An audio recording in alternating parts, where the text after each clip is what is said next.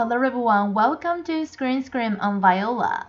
In today's episode, I'm going to talk about movies that I really want to watch myself.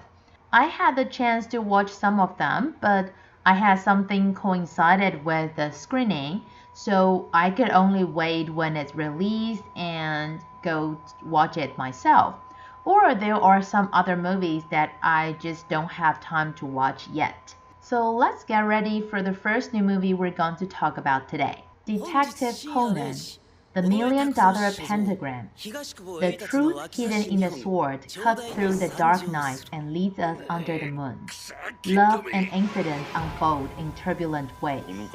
The treasure battle mystery that will divide the world has begun. 注文時の切り口残りは4本か。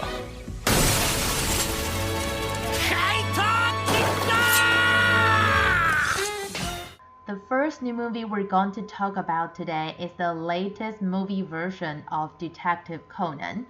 I don't know about you, but I believe a lot of movie fans like me were accompanied by Detective Conan throughout our childhood. So its movie version every summer break is something that a lot of people are looking forward to.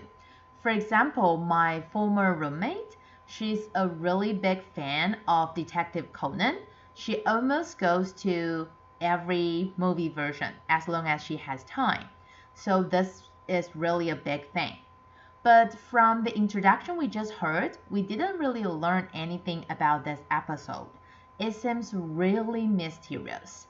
Actually, it's related to Kaido Kito, whom a lot of people like very much. In this episode, Detective Conan and the detective from Kansai area, Hattori Heiji, come to the same area for a convention. You know, it's always like this. Everywhere they go, there will be either murder or theft happening. So they're facing mysterious murder and Kito's public challenge. Whether they can stop Kito successfully, and what's the amazing truth hidden in the sword, we can only find out by going to the theater ourselves.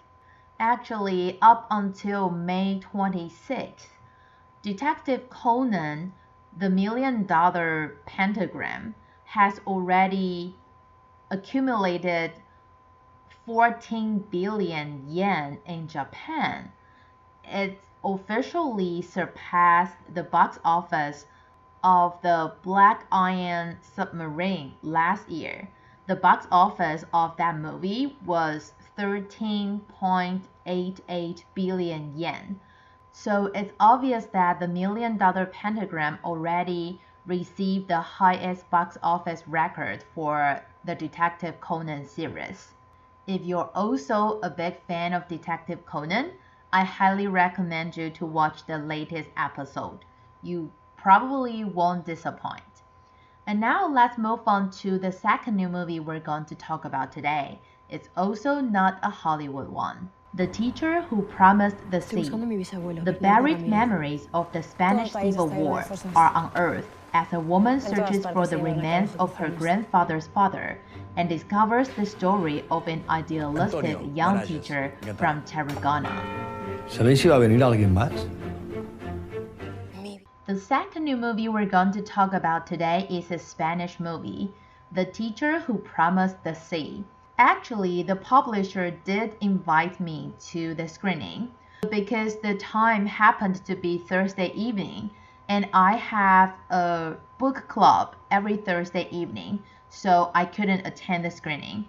But when I watched the trailer, I liked this movie a lot and I was really looking forward to watching it. So maybe I can wait until it's released and just find some time to watch it myself.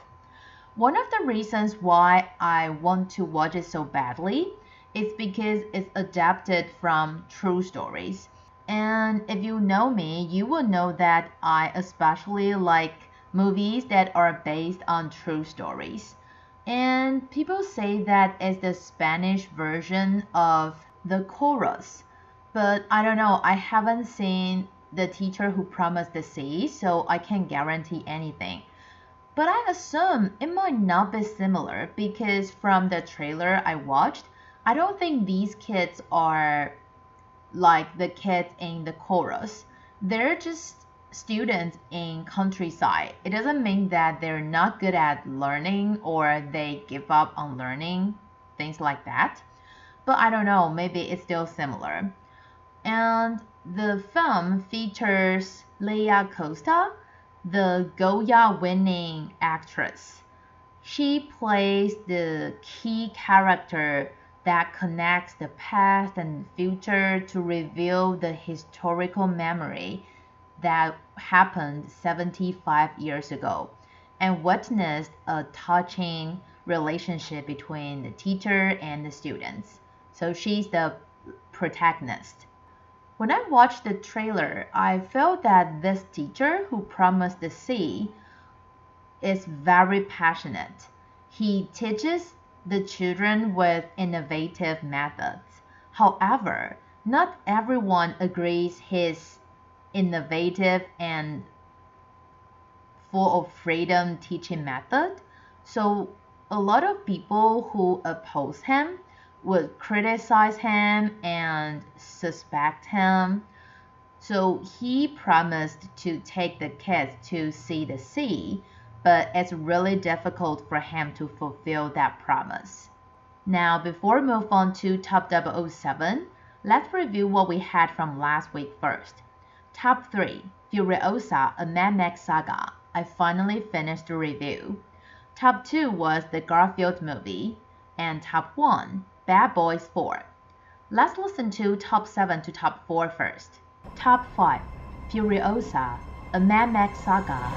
Ladies and gentlemen! Imaginary Friends. I can help you. How? 'Cause I'm a kid. You are the chosen one.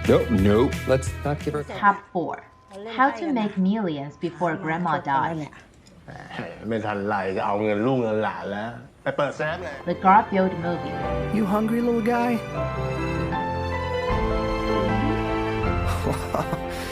You want a little more? Okay, we don't really have any new well, there's one that's new on the chart, but because I introduced it last week, it's not new for our audience. So let me go through all of these movies on the chart for you. We have 2 top 5 this year. Furiosa, a Mad Max saga. As I mentioned, I finally finished the review. So if you're interested, you can read it. And as it just dropped from the leading 3, it was going to be out of the chart very soon. I don't understand why, but if you're interested, you better watch it soon. And the other top 5 is Imaginary Friends. It's back on the chart, and I think it's because it has been pretty popular in North America. Not so much in Taiwan. I don't understand why either, but I guess Imaginary Friends is just not a common idea in Taiwan. Not that kids don't have them, it's just people don't talk about them. Top 4, How to Make Millions Before Grandma Dies. This is a Thai movie. I introduced it last week.